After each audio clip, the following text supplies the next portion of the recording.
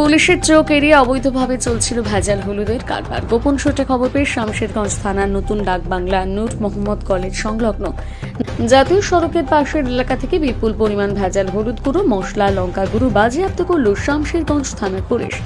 আটক করা হয়েছে প্রায় 6 জনকে।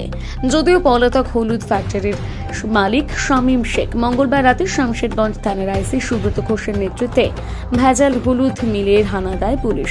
ছিলেন সাব ইন্সপেক্টর দীপক কুমার দাস, গোপাল সরকার এবং assistant sub inspector Dipak Rajak.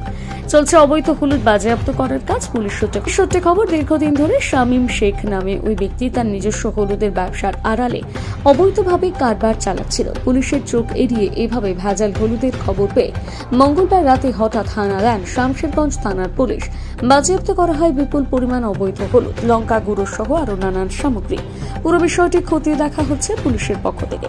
হলুদ মিল মালিক শামীম শেখের সন্ধানে তল্লাশি শুরু করেছে পুলিশ।